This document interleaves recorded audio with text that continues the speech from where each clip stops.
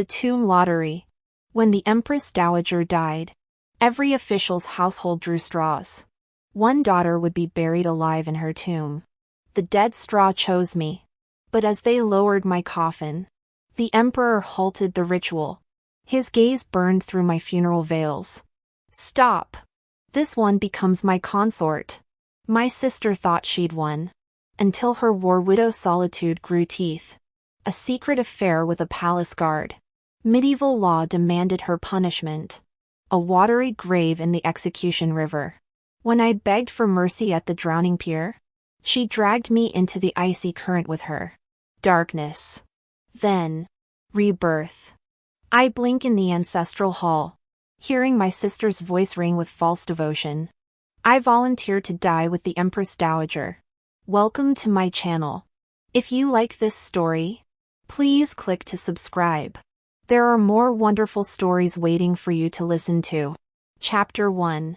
When my elder sister tore up the signed paper and knelt on the ground, I knew she had also been reborn.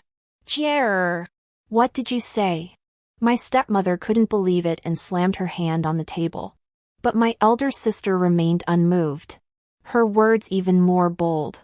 I am the eldest daughter of this family, I should set an example. How could I let my younger sister go? Even the eunuch who delivered the imperial edict was moved. What a noble spirit you have, young lady. All the other lords' daughters are crying. But only Lord Lin's daughter understands the greater good. Hearing this, my father, who had been silent, suddenly lit up. Then please speak well of me to the emperor. He finished speaking and kicked his legitimate mother, who was still clinging to his legitimate sister and weeping bitterly. What are you crying for? Your sister can now be buried with the Empress Dowager, it's a blessing from a previous life. Hurry up and dress her, don't keep the eunuch waiting. The legitimate sister broke free from her mother's embrace and turned her gaze toward me. Those eyes, filled with sorrow, hatred, and joy, met mine. I looked at her calmly and spoke softly. Eldest sister, why are you doing this? She embraced me tightly, her cold voice like a snake slithering into my ears. Sister, just watch. In this lifetime, I will become empress. After the eldest sister left, the mansion fell back into silence. Now, the world was in chaos. The border wars were intense, and a once-in-a-century drought had struck, leaving the national treasury empty. The emperor ordered an increase in taxes and conscripted able-bodied men from every household to serve in the army or perform corvée labor, leaving the people suffering terribly. A few days ago, the Empress Dowager passed away. To honor her, the emperor ordered the construction of a grand imperial mausoleum, which claimed the lives of thousands. In a midnight dream, the Empress Dowager told the emperor that she regretted never having a granddaughter-in-law. The emperor awoke in shock and immediately ordered his ministers to select an unmarried daughter to accompany the Empress Dowager. Those who refused would face execution of their entire clan. Some powerful officials bribed eunuchs to find a servant girl to pass as a daughter. Others arranged marriages for their daughters to the sons of respectable families. But for someone like my father, a low-ranking official, there was no choice but to accept his fate. Among the tens of thousands of officials in the court, a total of 8,000 young women were to be buried in the imperial mausoleum. They were all as delicate as lotus petals. Hearing the sobs from the neighboring courtyard, I closed my eyes, and 2 tears slid down my cheeks. I was reborn too late, I cannot save them now. But I will avenge them. Before long, it was the day of the Empress Dowager's funeral. My stepmother knelt in the courtyard, facing north, her head beaten until it was a bloody mess. Nearly fainting. Jenner, it's my fault. I've let you down, though I didn't like her. I could understand her grief over losing her son. Both of her sons had been sent to the front lines, and now their whereabouts were unknown. Her only daughter was about to be buried alive. Oh, but that might not be the case. I checked the time, my eldest sister should have met the emperor by now. In my previous life, when I was granted permission to return home, my eldest sister had inquired about how I had escaped death.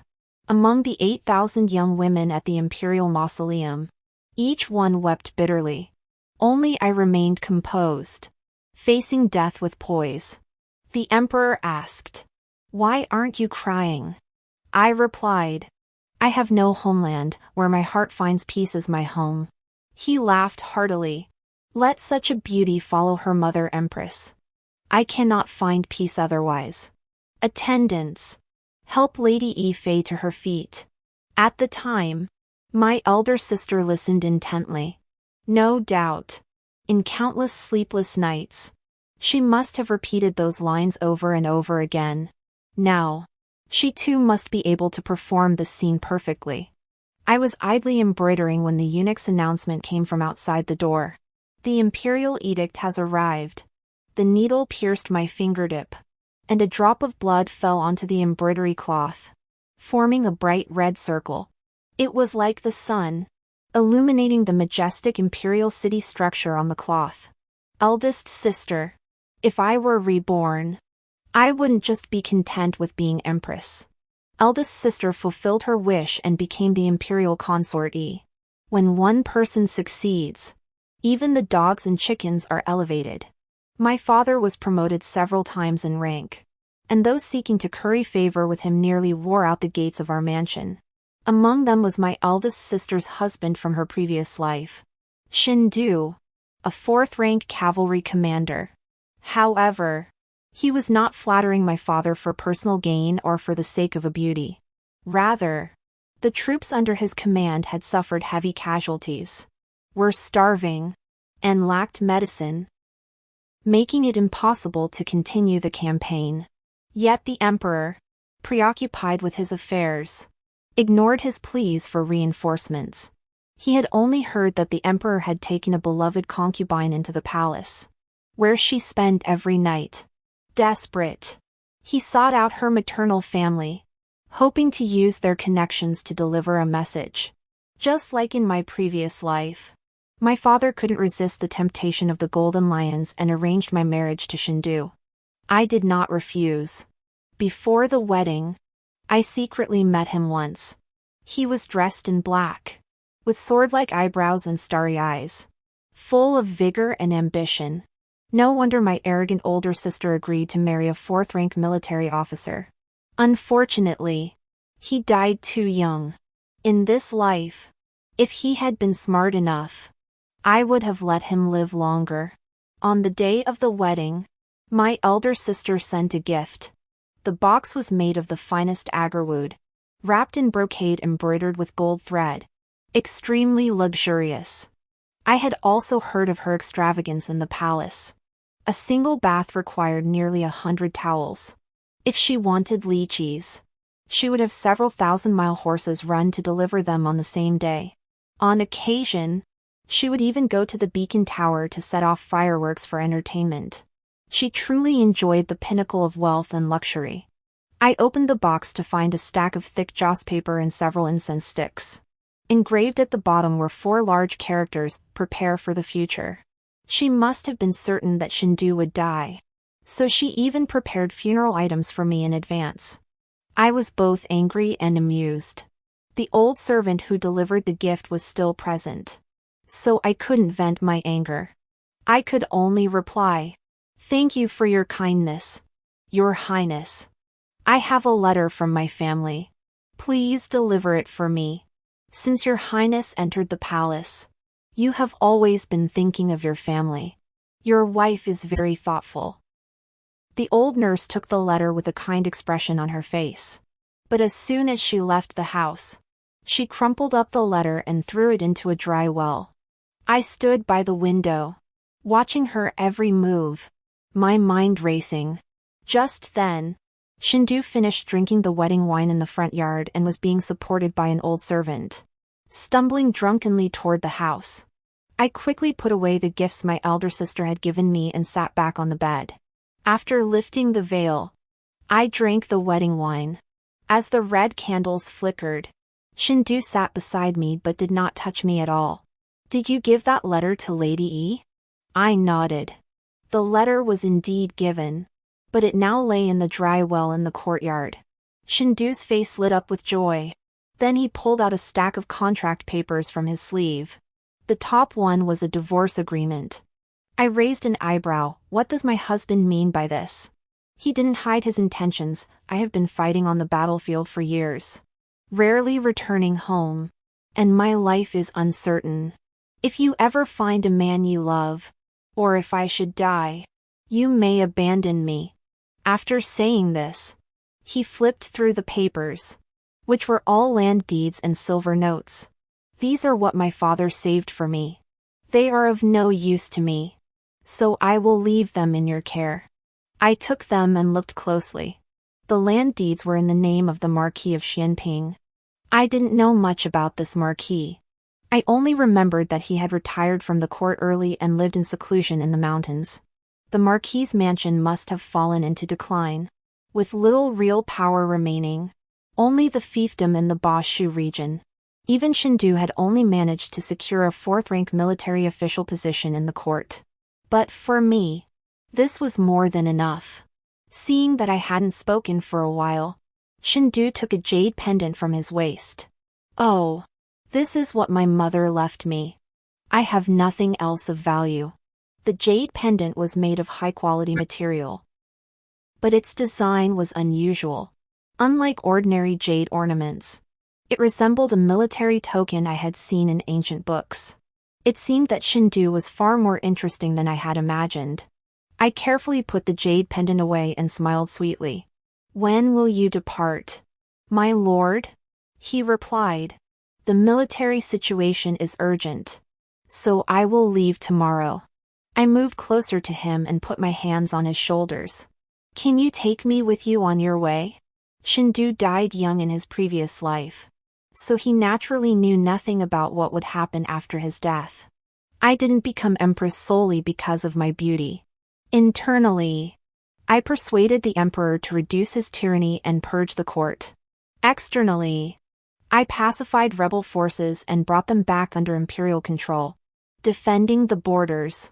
Within 3 years, the Liang dynasty, which had been on the brink of collapse, was gradually stabilized under my rule and even began to show signs of revival. But after all that hard work, to be reborn and have it all undone in an instant, it was all for nothing. In this life, I'm too lazy to try again. Why not just kick it all over and be done with it? Shindu is my ideal ally. He is stationed in Guangzhou, with the Qinling Mountains to the south, the Longshan Mountains to the west, the Lus Plateau to the north, and Mount Hua to the east. Surrounded by the Yellow River, a strategic position that allows for both offense and defense. The Shu region is not far from Guangzhou, separated only by Hanzhong, which is rich in resources and can serve as a strategic reserve. If we can bring these 3 regions under our control, we will have the capital to confront the Liang dynasty. In the carriage, I was studying the map when the curtain was suddenly pulled aside. Shindu peered in, looking surprised. You can read this? I admitted it confidently. I know a little. What's the matter? His gaze toward me held a touch of admiration. Up ahead is a fork in the road. I will send someone to escort you to Shu. We shall part ways here. Shu is not like the Central Plains, be cautious. I nodded, but then recalled Shindu's death in my previous life, and felt a pang of sympathy. The Chine tribes have recently revolted, my husband must also be careful. I took his hand and slipped a talisman into it.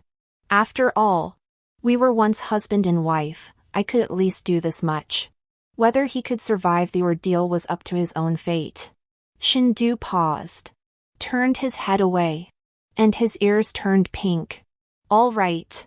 Thank you, my wife. I stayed in Shu for over 3 months. The effects of tyranny and natural disasters were not severe here. Occasionally, soldiers came to conscript laborers, only to be beaten with clubs by the locals. But this was not a sustainable solution. The first thing I did upon arriving at my fiefdom was to inventory the granaries. Although Shu was warm year-round and the soil was fertile, the current grain production was far from sufficient to sustain a war. I immediately cleared a small piece of land and researched ways to increase rice production. The Marquis of Xianping was very popular in Shu, and knowing that I was his daughter-in-law, many people offered to help. Continuing the work I had started in my previous life, I quickly increased production several times over. With food security assured, I had time to study the art of mechanical devices. In my previous life, when the Liang dynasty was at the height of its power, the West had presented a tribute of fire guns. The emperor dismissed them with disdain, but I had played with them a few times and believed replicating them should not be too difficult. For this purpose, I sought out the best blacksmith in Shu. His name was Li Jiuzhao, a disciple of the legendary blacksmith Li Er, known for his integrity and exceptional craftsmanship. His only flaw was his eccentric temperament and taciturn nature. No matter what I said to him, he would only respond with a HM, wasting his handsome features. After half a month of intensive study, Li Jiuzhao actually managed to forge a gun barrel. Just as we were about to load the gunpowder, several panicked farmers burst into the workshop. Princess Consort, the imperial court has sent troops to punish the rebels in Shu. I entered the open hall to find my elder sister seated on the main seat. To her left stood the emperor's personal eunuch. To her right, a white-clad youth fanning himself with a feather fan was someone I recognized from my previous life. I roughly understood the purpose of their visit and obediently knelt on the ground. I pay my respects to Lady E.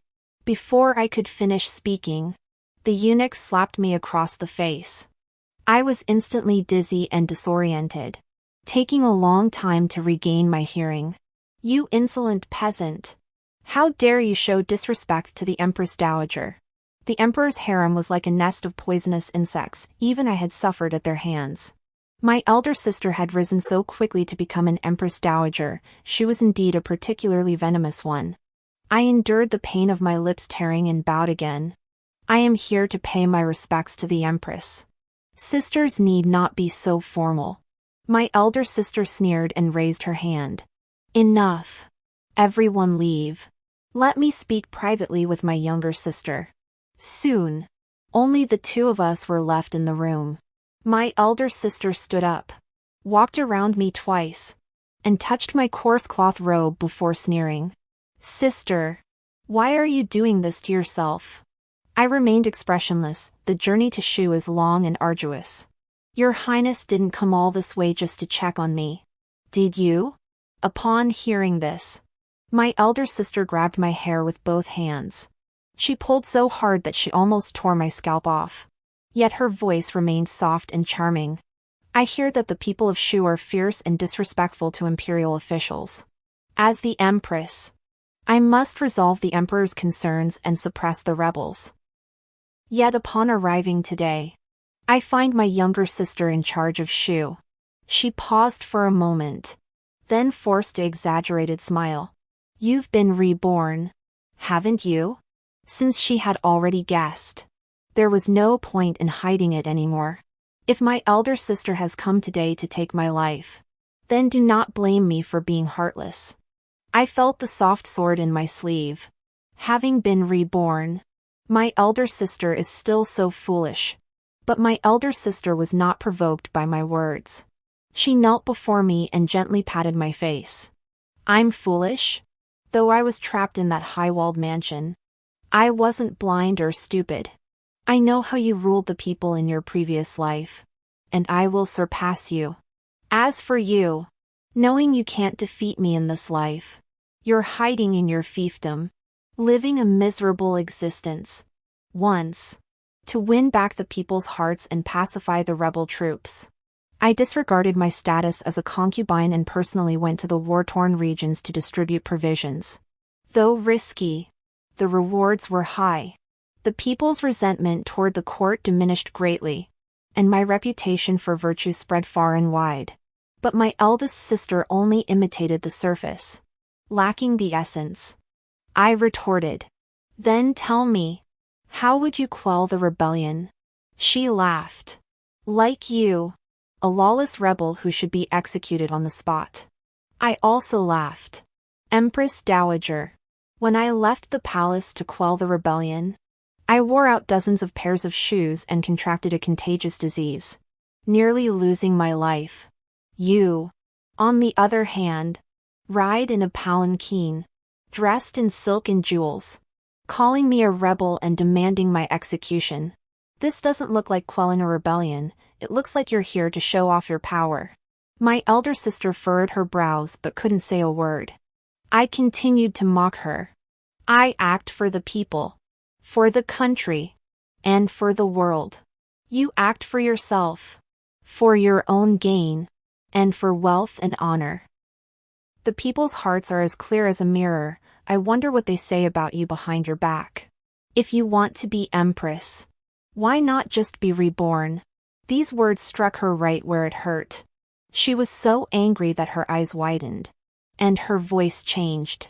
Nonsense. Do you know what I heard that day at the execution ground by the river? I didn't bother to recall.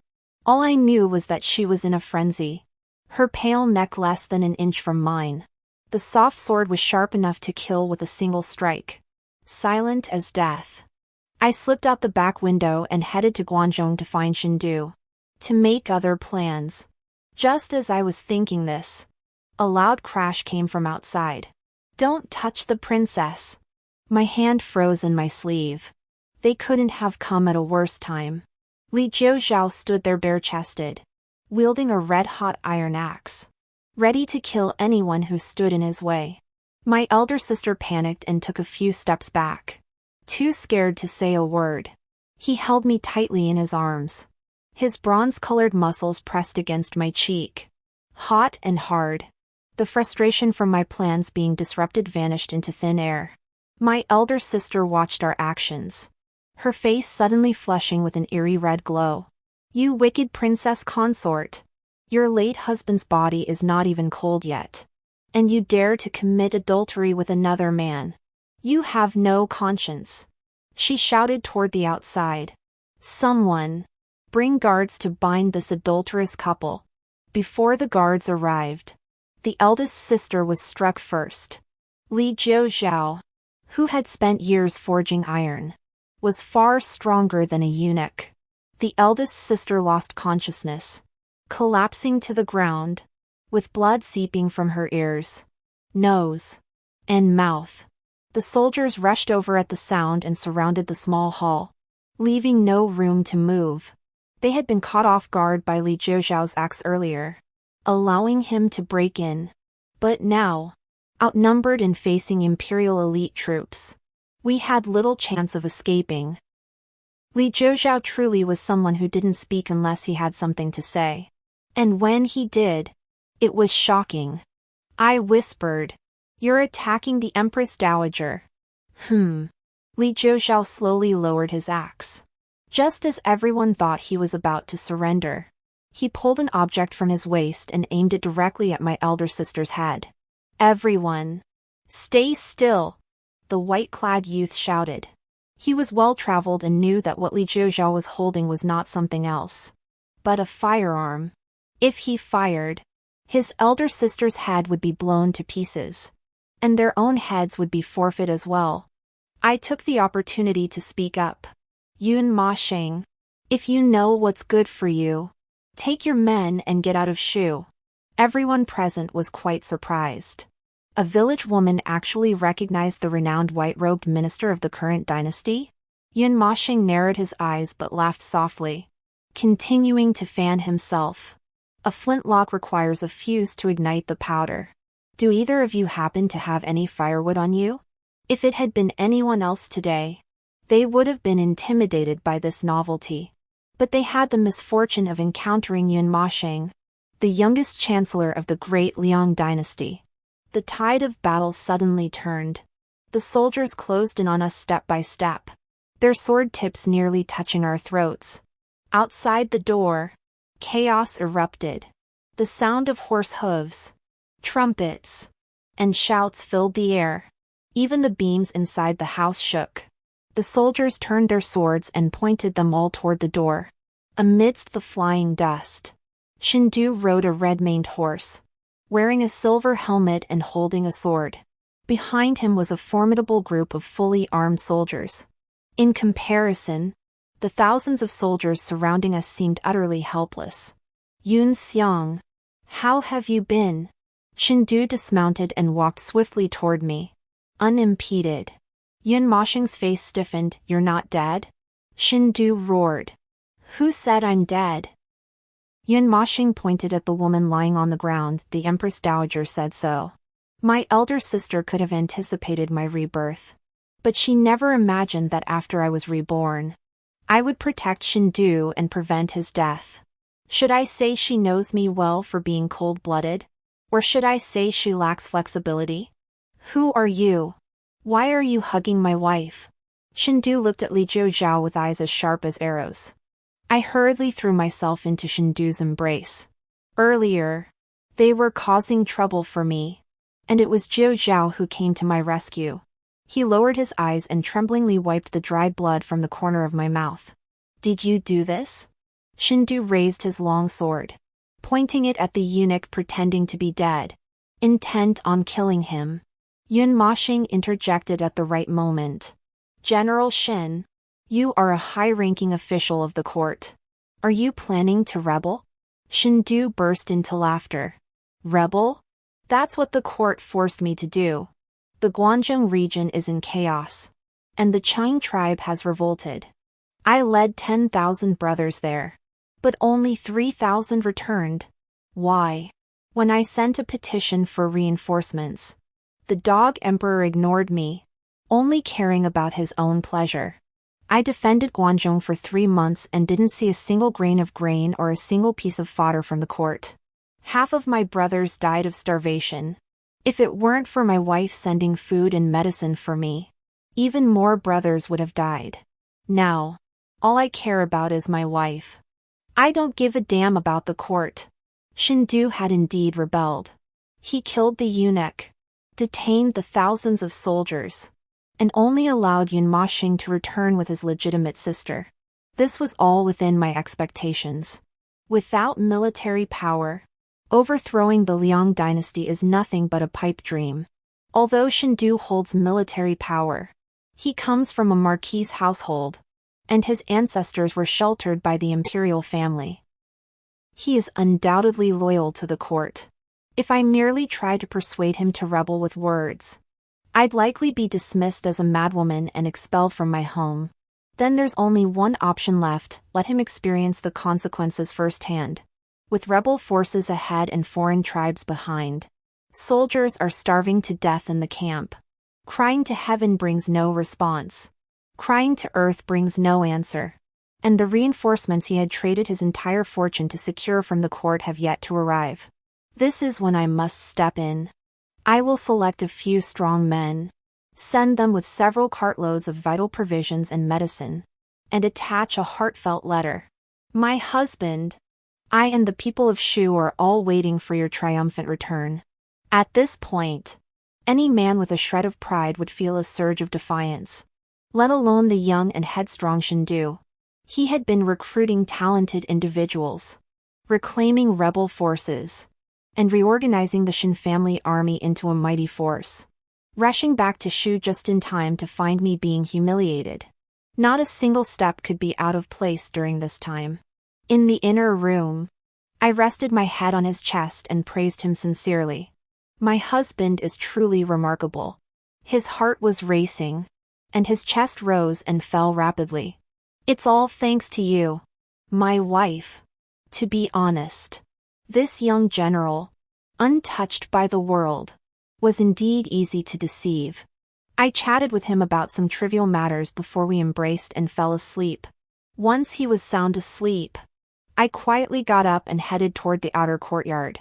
In the scattered moonlight, I said, Yun Moshing, come out. Yun Moshing and I had known each other since we were children at the Imperial Academy. He was the son of a nobleman and could come and go as he pleased to attend classes. I, on the other hand, was of lowly birth and a woman, so I could only peek through the window to listen. When Yun Moshing noticed me, He did not make a scene. "Who are you?" I replied. "I am Lin Miao, the daughter of Lin the county magistrate." He looked me over and asked, "What are your thoughts on what the master taught today?" I answered honestly. It was wrong. When the people have many weapons, the nation grows corrupt. When people have many skills, strange things arise. What is wrong with that? Those who share others' joy will be concerned about their sorrows. Those who share others' peace will rescue them from danger. The people and the state are one. The master separates the two. And that is the error.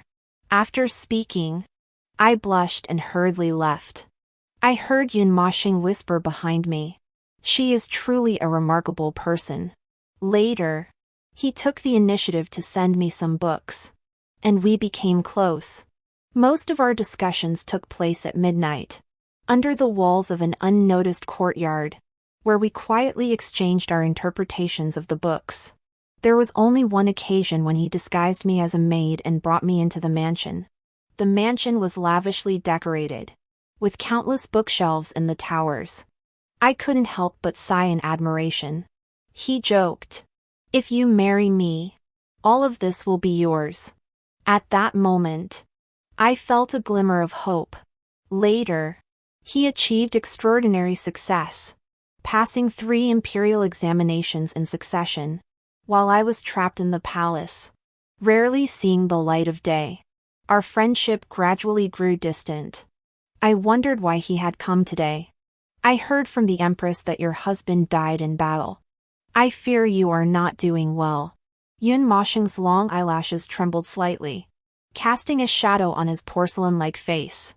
"Now that I think about it, you probably don't need me." He was about to turn and leave, but I called out to him, "I need you now." Yun Moshing froze, his eyes sparkling. "What?" I pulled out the jade pendant that Shindu had given me that day from my sleeve. "You've seen so much. Take a look and tell me what this is."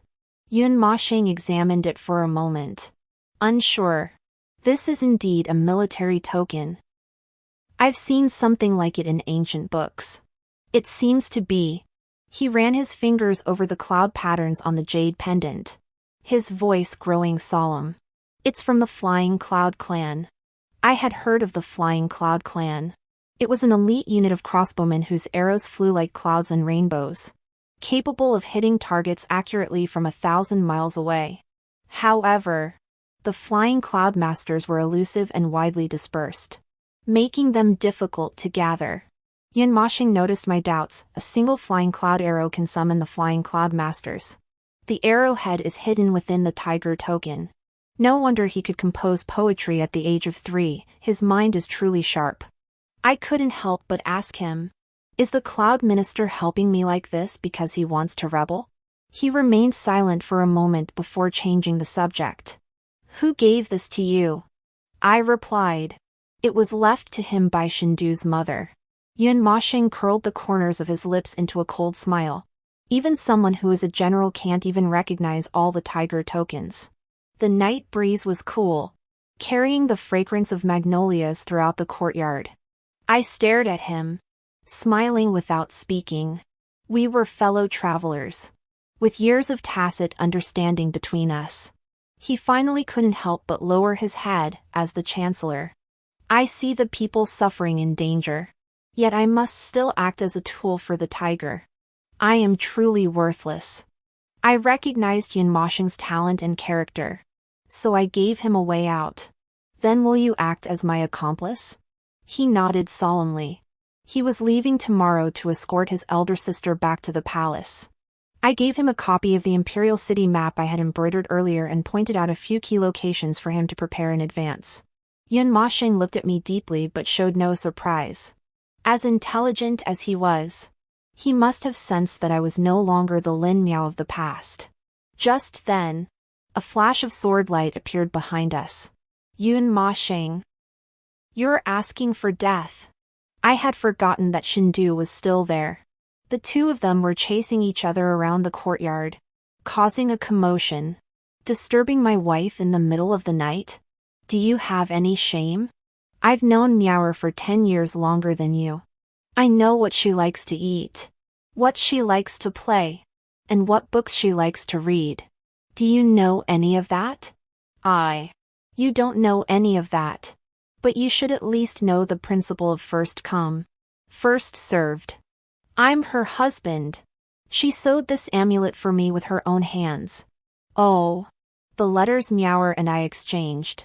The perfume pouches we gave each other, 3 boxes weren't enough to hold them all.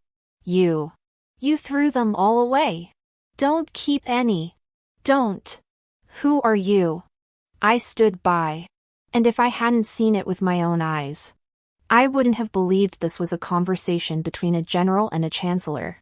Finally, one was exhausted from chasing, and the other from running. The two sat on the steps, panting heavily, and I spoke slowly. Yun Ma Sheng, you go ahead. We'll meet at the palace. Shindu stared intently at his departing figure, his eyes filled with hatred. I hurried to reassure him. Don't worry. He's my man.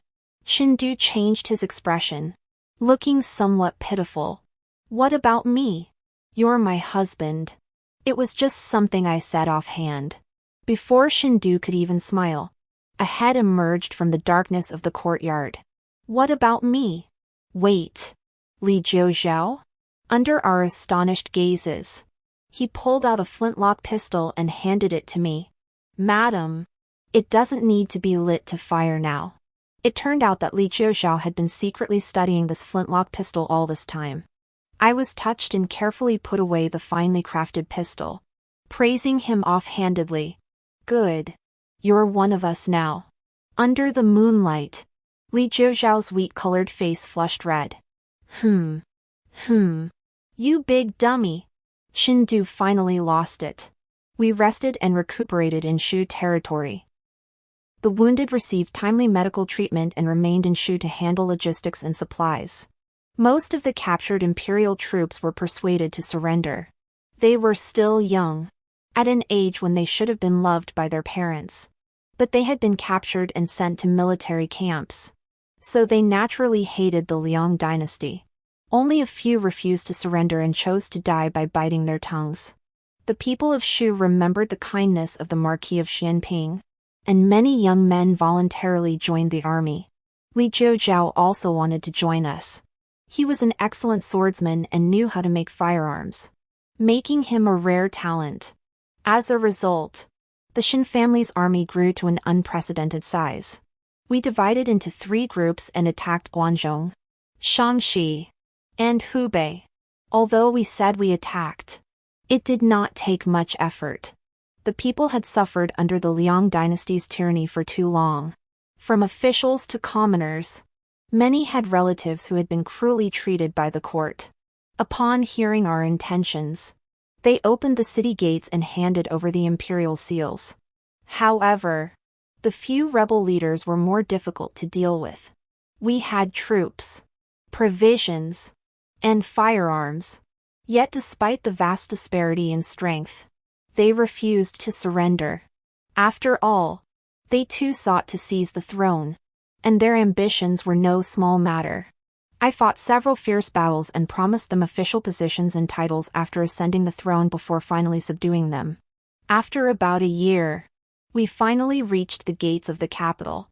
The city gates were shrouded in thin mist, towering majestically and heavily guarded. I rode at the front of the column, gazing up at this first enemy, and also the last enemy. Who goes there? The guardian general stood atop the city walls. 10 cannons surrounded him, and archers lined up in formation, all aiming at my head. Your future master.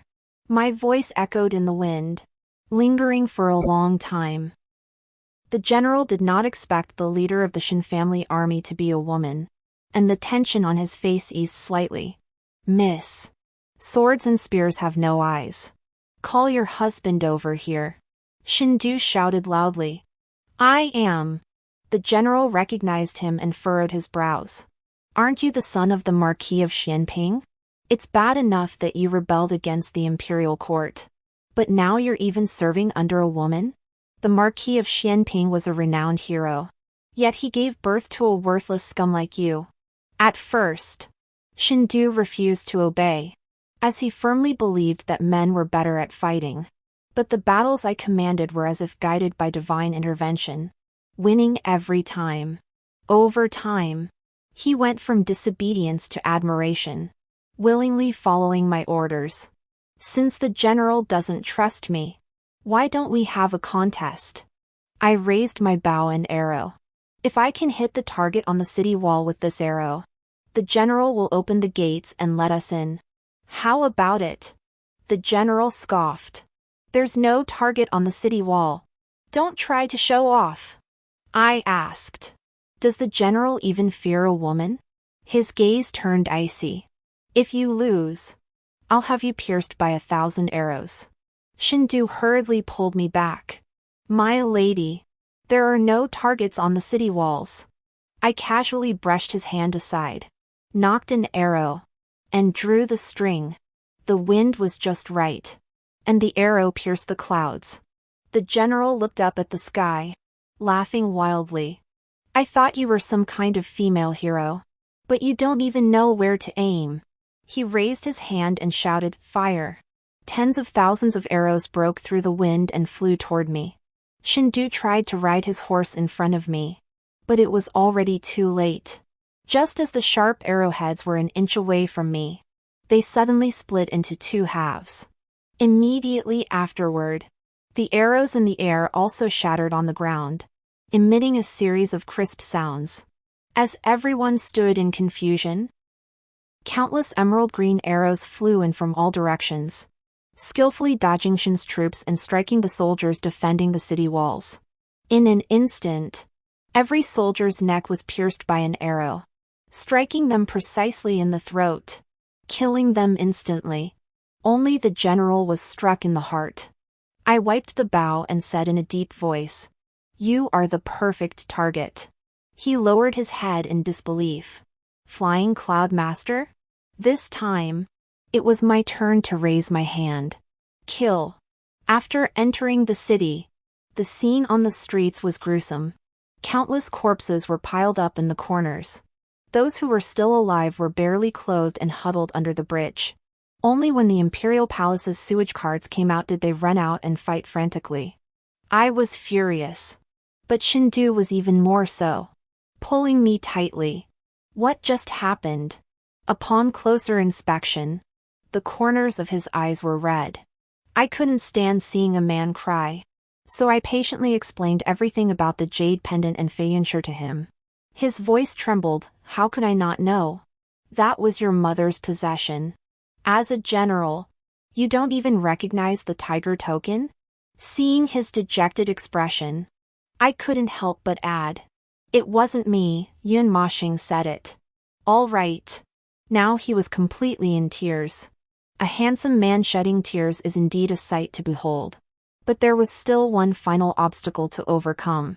That was to storm the palace and kill the emperor. When the army reached the palace gates, there were no guards. But the scene before them was shocking.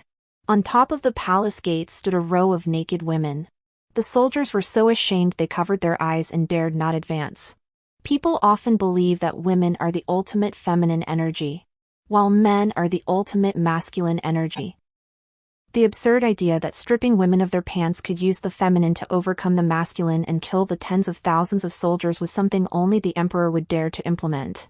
Shindu closed his eyes tightly and leaned close to my ear. "Wife, should we kill them all?"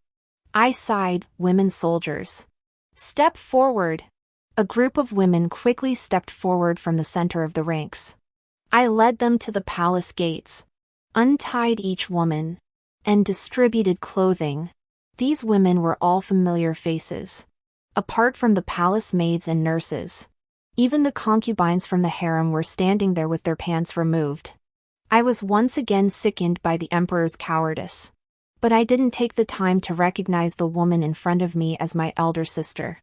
As soon as she was untied, she grabbed my neck and dragged me to the edge of the palace wall. "Don't come any closer," she screamed hysterically. I glanced back at the 5-meter-high palace wall and softened my voice. Why don't you put on some pants first? Shut up. My eldest sister no longer resembled the noble woman she once was, spitting saliva all over my face. I'll drag you down with me today. This isn't fate. This isn't fate. I suddenly burst into laughter, her bloodshot eyes fixed on me. What are you laughing at? I laughed even louder. So you heard that too? What do you mean? My elder sister trembled in fear, and I leaned in close to her ear. Do you think someone destined to be empress can be so easily drowned by you? On that day at the riverside execution ground, despite the emperor's attempts to stop me, I insisted on walking toward my elder sister. Those were the exact words I heard in my ear. Heavens will should not be like this. I didn't know whose voice it was. But stabilizing the country, rebuilding the dynasty, every single thing was done by me. Why should the emperor be the one worshipped by millions, enjoying all the glory and wealth? Why should the emperor be the one whose name is recorded in history, immortalized for eternity? Yes. Heavens will should not be like this. Heavens will should not be like this. That position should have been mine. I let my elder sister grab the hem of my skirt and drag me into the water.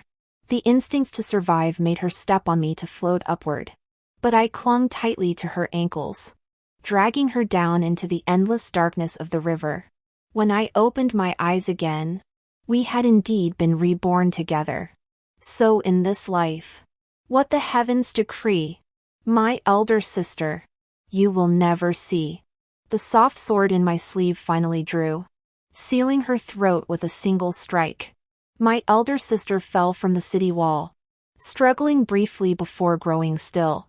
Inside the palace, nobles and aristocrats were feasting in the imperial garden. Cups clinked, music filled the air, and the scene was lively. Dozens of exquisite dishes were served.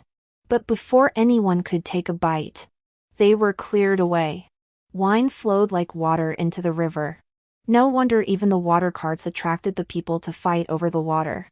I threw my sword and stabbed an official, blood splattering everywhere. The scene instantly became chaotic. My father was among the crowd. He recognized me at once. Meower. What are you doing? I stood with my hands behind my back, speaking solemnly, cleaning out the court.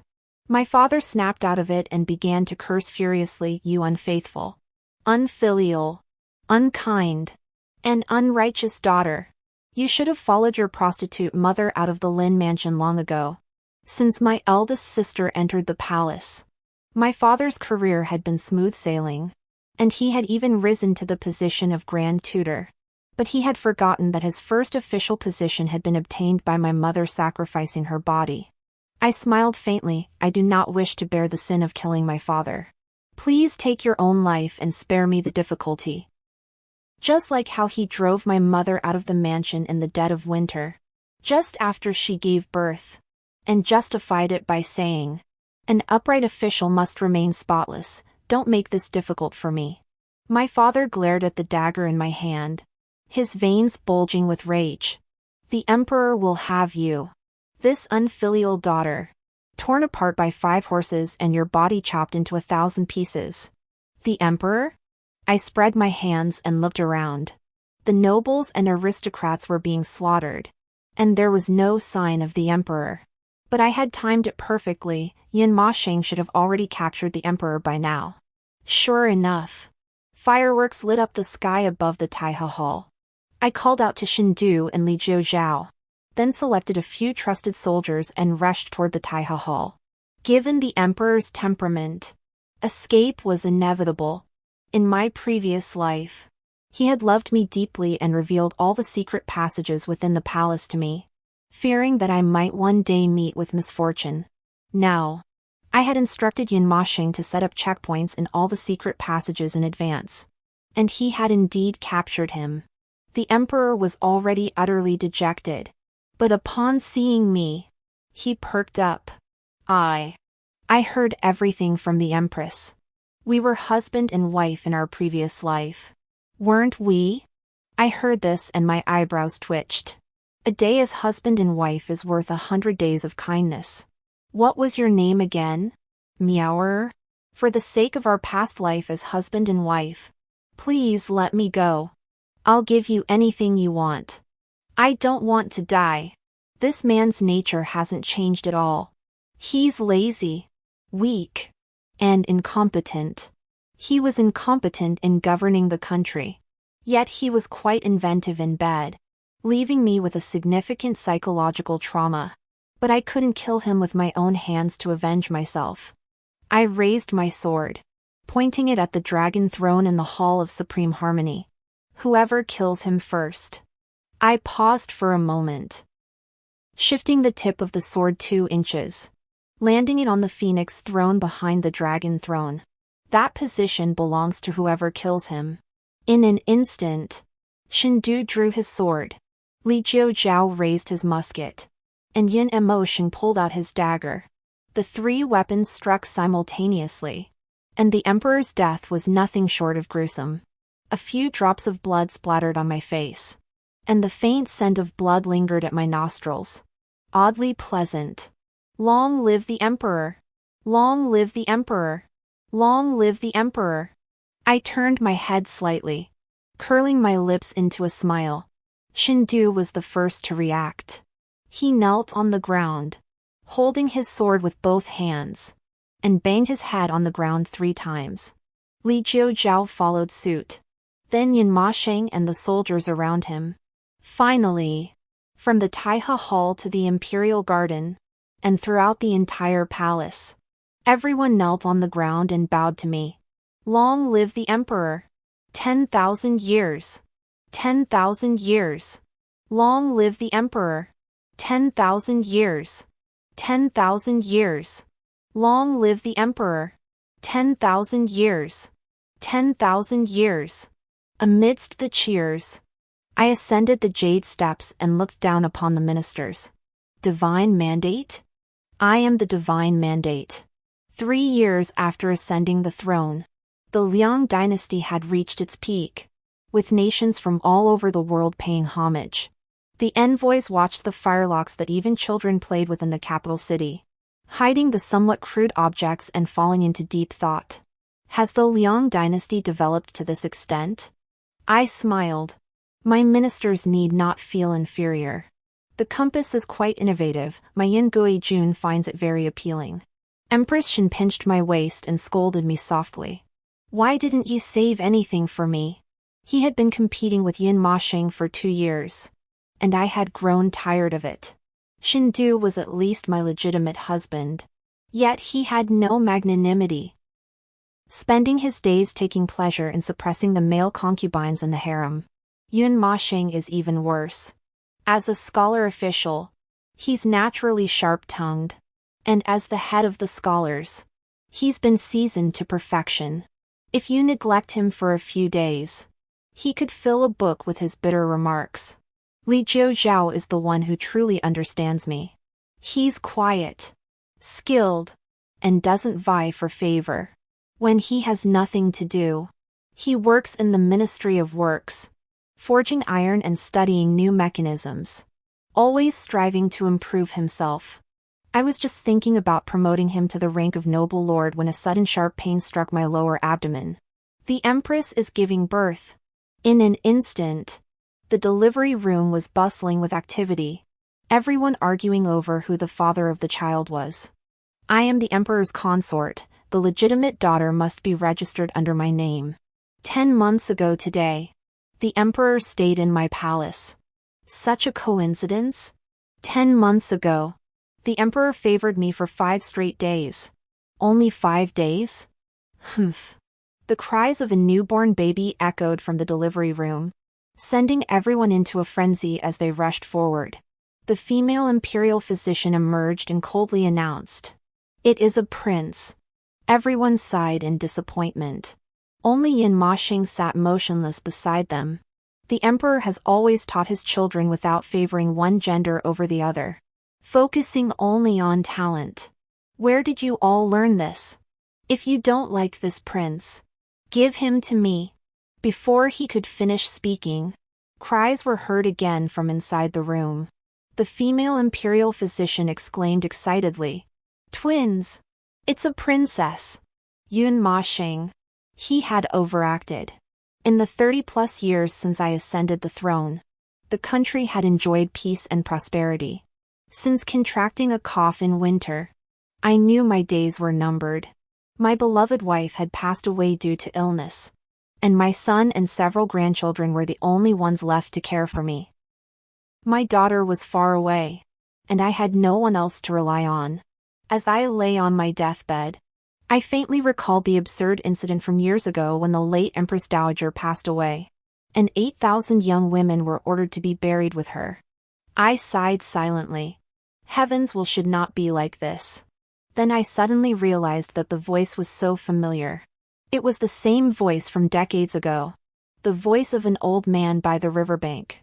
Heavens should not be like this. Heavens should be like this. The end.